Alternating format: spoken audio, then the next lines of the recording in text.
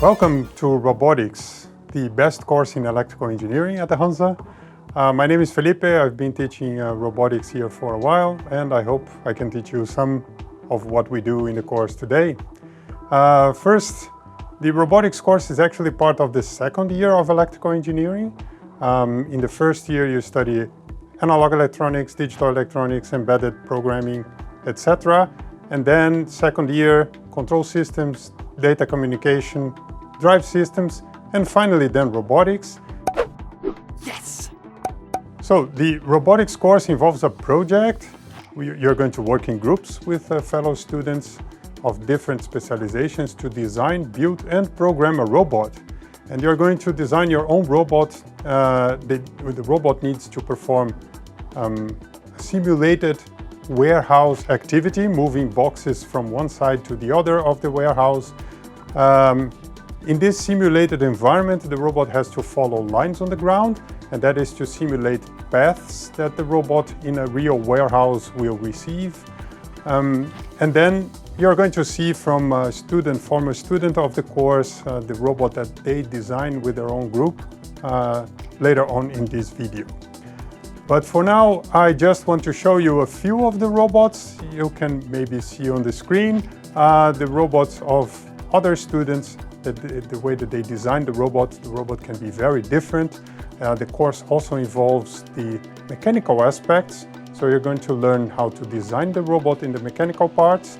It also involves the electronics aspects. You're going to learn how to design the PCB, the printed circuit boards, to host the electronics of your robot. You're going to learn how to program the microcontroller that actually controls all the aspects of the robot, reads the sensors, decides what the speed each wheel will rotate for the robot to execute the entire mission.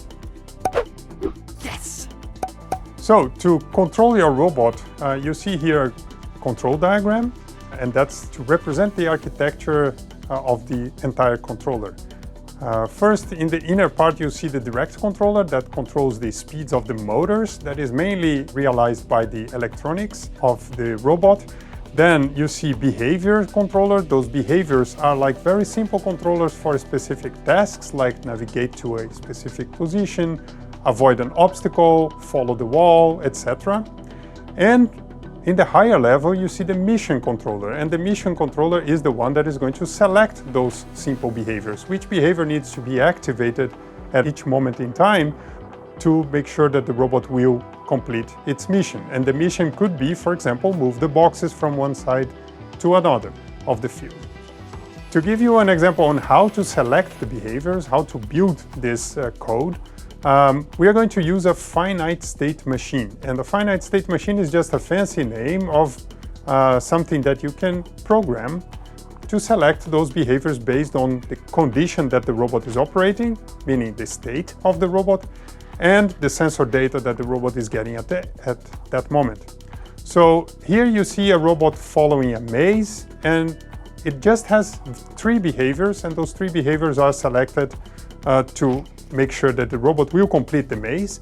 And those three behaviors are follow the wall to the left of the robot, curve to plus 90 degrees, so curve to the left when there is no wall, and turn minus 90 degrees or turn to the right when there is a wall in front of the robot. So those three behaviors combined, they form the finite state machine to solve the maze, as you can see in this diagram. Here you see the state S1, which is associated to the action follow wall to the left.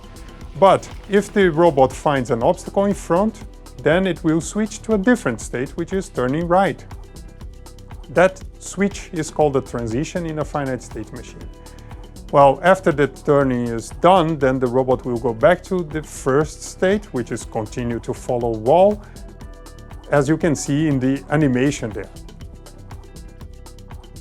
If the robot doesn't find a wall to the left anymore, so it cannot continue following the wall because the wall is just not there, it will switch to another state, which is making a curve plus 90 degrees, so to the left, for the robot to actually continue following the path until it finds the wall again. When the robot reaches the end of the maze, then it will just stop. One thing that is important is that the robot can only be in one state at a time. So this piece of code that you see here is written in Python, and that's just to show you that's the way you are going to program the robot to actually implement those actions and those transitions for the robot to select the proper states to complete the maze. The state machine can actually be much more complex. You see here in this example a robot following a line. There is the line following part, and when the robot finds an obstacle in front of the line, then it will switch to a different part of the state machine which is responsible for the obstacle avoidance part. So you see different actions being activated there. In some cases the actions are the same, but the states are different until the robot finds the line again and goes back to continue following it. If you want to implement this line following or the maze following state machines, they are part of the robotic simulation labs. Those are the exact same labs I'm been using in the lessons of the course. You can take a look, you can download the program, you can simulate at home as well, and you can try to implement the same controllers that you just saw. That's it for me, and now my student Thomas is going to explain the robot that he built together with his group, his team, and yeah, thank you very much. Yes! Well, hello guys, my name is Thomas and I recently completed the robotics course taught by Felipe. For the robotics course we got a challenge to make a robot that could drive along a black line, avoid obstacles and collect some boxes. And this is the design that we came up with. We decided to take it into a direction where we made an omnidirectional robot that could take multiple boxes with it at once. So yeah, you can see we actually split up the design into a few sections like mechanical design, electrical engineering and software. And we worked together on these different aspects and integrated them all together into this final project.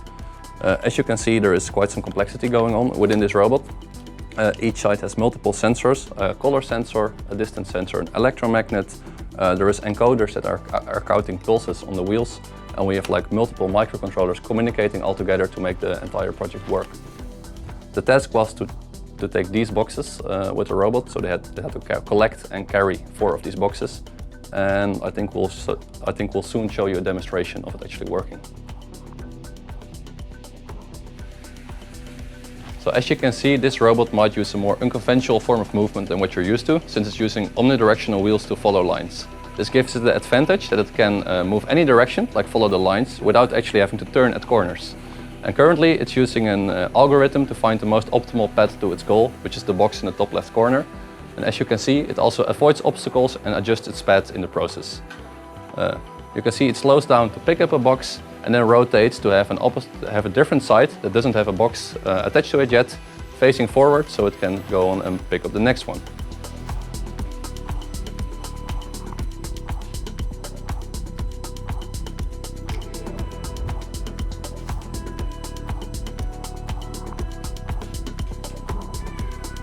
So once all the boxes have been attached, the robot will actually turn the right side forward, since it's actually supposed to drop off the boxes in a specific order at the end. And right now the robot actually recognized that there was an obstacle blocking its paths in the center of the map, so that's why it's still driving around the edges instead of taking the shortest route there through the center. Special about this robot is also that it's actually using two line following sensors to center itself. There's one in the front and one of the back, which it uses to keep itself perfectly centered on the line. Or at least it tries to do that. So right now it's putting the red box forward and then afterward,